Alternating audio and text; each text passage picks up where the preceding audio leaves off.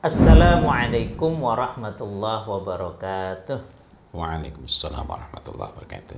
Innal hamdalillah nahmaduhu wa nasta'inuhu wa nastaghfiruh wa na'udzu billahi min syururi anfusina wa min sayyiati a'malina. May yahdihillahu fala mudhillalah wa may yudhlil fala hadiyalah. Asyhadu an la ilaha illallah wahdahu la syarikalah wa asyhadu anna Muhammadan abduhu wa rasuluh. Alhamdulillah, para pemirsa sekalian, pada kesempatan kali ini kita berjumpa kembali untuk membincang lebih dalam tentang mewangi tuntunan Nabi bersama Ustadzuna Muhammad Fawzul Azim. Ustadz, sehat Ustadz? Alhamdulillah, Masya Allah. Ya. Alhamdulillah. Ustadz, ini kalau kita biasanya bicara parfum, dari mana parfum yang disukai Rasul, yang sebenarnya yang mana, sampai kemudian kita kemarin tentang tata cara Rasul memakainya. Nah, betul. Ada beberapa hadis bicara tentang wewangi atau parfum yang digunakan sebagai pewarna pakaian, Ustaz ya. Betul, atau betul. Untuk apa namanya? Untuk mencampur, kok mencampur ya? Masbuh. Masbuh. Kalau celupan. Masbuh itu sebenarnya memang warnanya dihasilkan dari celupan itu. Warnanya dihasilkan dari celupan minyak wangi tersebut. Masya Allah. Ini apa saja bahan parfum yang biasa dipakai di zaman Rasulullah Shallallahu Alaihi Wasallam untuk pakaian ini, Ustaz? Ada beberapa yang kita pernah mengenal, tetapi sebelum itu mari kita ingat bahwa kalau disebut al-masbuh, al-masbuh itu berarti kan yang dicelup ya, artinya pakaian yang dicelup. Tanpa disebutkan apa-apa, maka itu artinya kerudung yang dicelup dengan za'faran. Bukan bagian lainnya, tapi biasanya kerudung ya, khimar ya. Bukan, tapi dalam hal ini adalah kerudung khimar.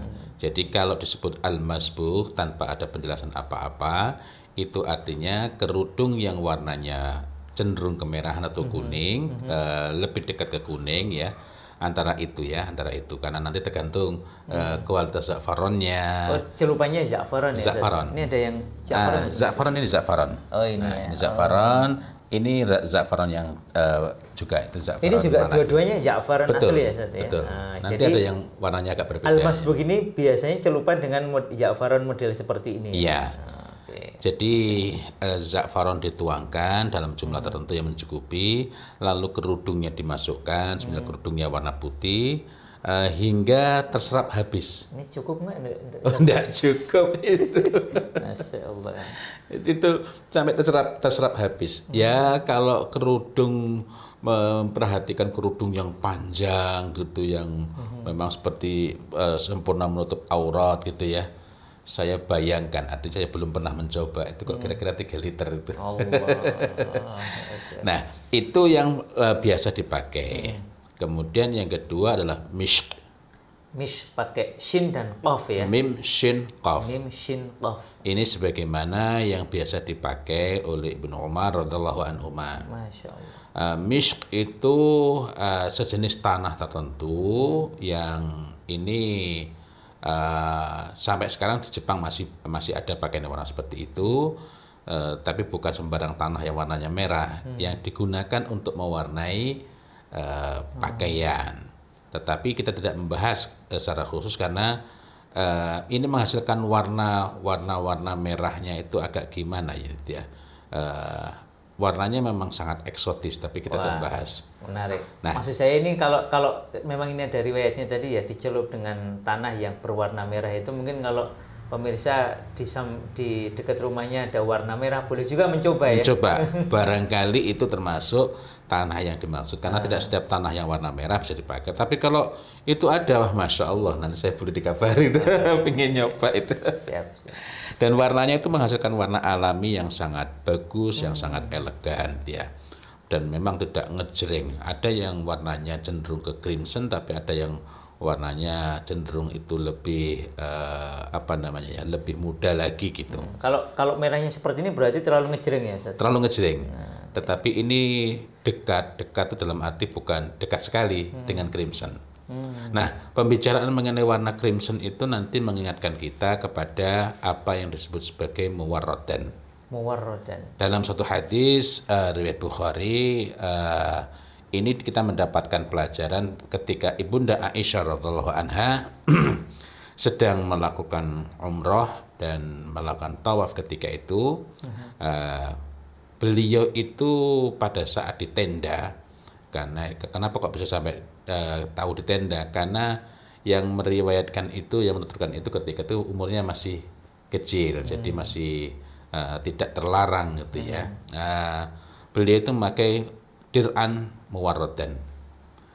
Dir'an muwarradan. Dir'an muwarradan itu apa? Dir'an itu dal ra ain alif ya. Dir'an muwarradan.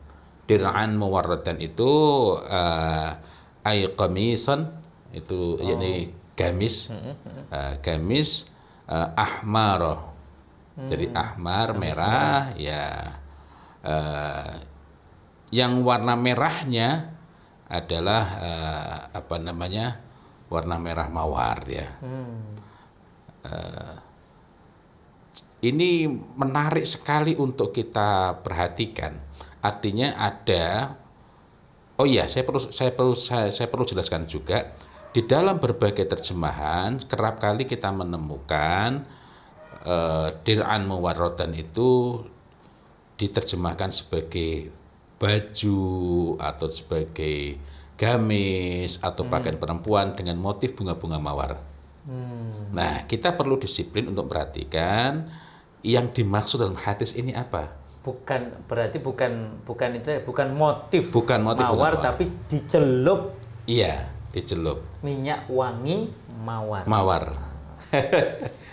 Saya bayangkan itu berapa liter ya, Masya Allah. Dan karena itu kita perlu clear juga, karena parfumnya perempuan itu tampak warnanya, tersembunyi baunya, maka pastilah apabila perempuan itu memakainya tidak tercium kecuali dari jarak yang sangat dekat.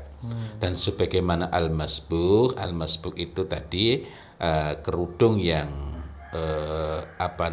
yang dicelup dengan za'faron sampai za'faronnya mengering, terserap habis di dalam kerudung itu, menghasilkan warna merah atau kuning, kemerahan atau kuning, tergantung za'faron yang dipakainya.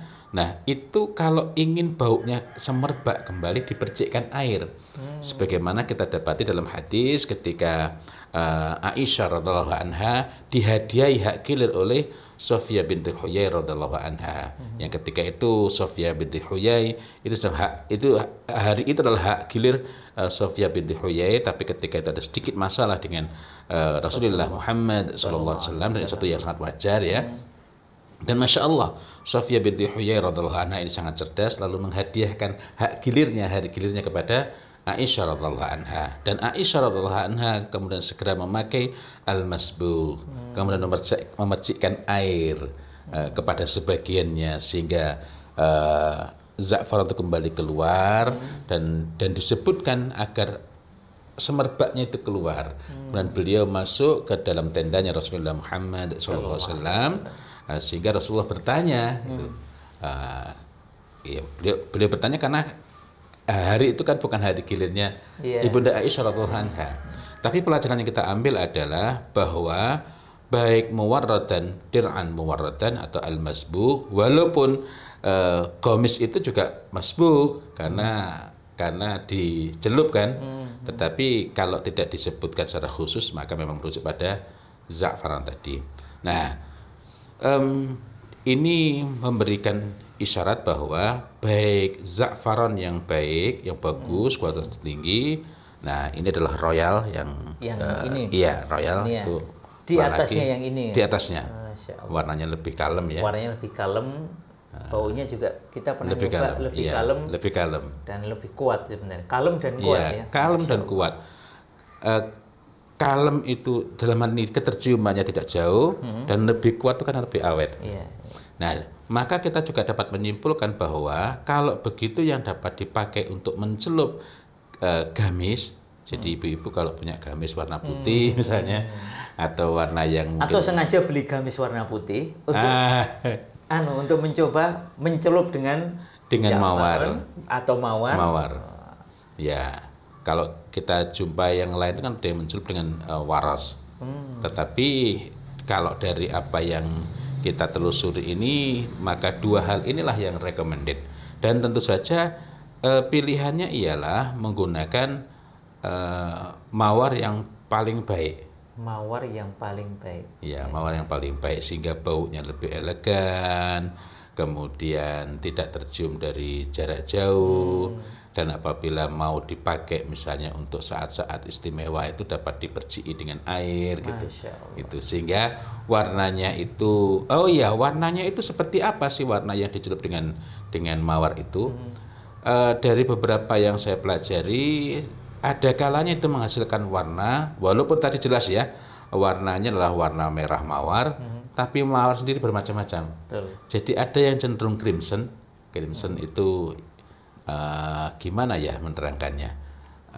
Di bawahnya ini berarti Ustaz ya? Iya, agak-agak rumpun-rumpunnya ke sana, tapi bukan ngejreng, bukan.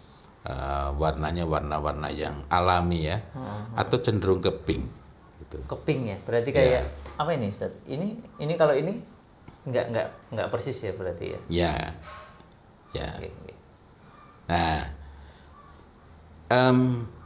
jadi ini juga sekaligus memberikan pelajaran kepada kita bagaimana cara memakai minyak wangi bagi perempuan. Jadi ini pada bagiannya. Selain apa nggak boleh perempuan itu memakai untuk dioleskan, dilumurkan ke badannya, boleh selama parfumnya itu memenuhi apa yang menyebutnya, selama memenuhi kualifikasi ketentuan parfum bagi perempuan, yakni tersembunyi baunya. Ada kalanya tersembunyi baunya tapi tidak tampak warnanya, tapi ada kalanya tersembunyi baunya dan tampak warnanya. Yang paling baik bagi perempuan adalah yang tersembunyi baunya, tampak warnanya. Tersembunyi sekali lagi bukan berarti nggak ada baunya. Baunya itu kuat, baunya awet, baunya elegan, tapi hanya bisa dicium dari jarak yang sangat dekat. Sehingga kalau umumnya saya duduk di samping jenengan ini, jenengan pakai yang model parfum seperti itu nggak kecium dari sini. Tidak tercium dari Masya situ. Nah, jadi nanti silakan kalau misalnya mau coba itu kalau umroh bisa menyiapkan itu untuk cari. Minimal nanti untuk kerudung 3 liter. Atau kalau enggak mungkin sapu tangan ya. Iya. Tapi sangat mungkin loh ini ibu-ibu, mak-mak ini ada yang tertarik untuk memiliki sapu tangan khusus atau mungkin sarung tangan atau kerudung yang kecil tipis mungkin ya. Kalau yang paling recommended itu ya, maksudnya recommended adalah karena ini banyak dicontohkan oleh para sahabiah adalah kerudung tadi ya. Kerudung. Khimar tadi. Ya. Masya Allah. Nah, penggunaan yang lain di luar baju kalau bagi perempuan itu adalah sebagai al-mahasin. Al-mahasin itu apa? Al-mahasin itu secara sederhana penggunaan untuk menjadikan penampilan itu lebih baik, tapi bukan sampai terjatuh kepada tabarruj, bukan terjatuh kepada bersolek gitu ya. Masya Allah. Alhamdulillah. Wah, ini menarik sekali nih ibu-ibu, mbak-mbak. Nah, ini mencermati bahwa wewangi bisa dimanfaatkan pada baju, pada pakaian, pada sesuatu yang kita kenakan. Nah, semoga informasi ini bermanfaat dan semoga ini para suami bisa mendukung kalau istrinya mau mengamalkan seperti para ibunda kita tercinta, para istri Rasulullah Shallallahu Alaihi Wasallam, khususnya tadi ya ibunda Aisyah radhiallahu anha. Demikian insya Allah semoga bermanfaat. Insya Allah kita berjumpa lagi di lain kesempatan. Wabillahi taufik wal hidayah. Wassalamualaikum warahmatullahi wabarakatuh. Waalaikumsalam warahmatullahi wabarakatuh.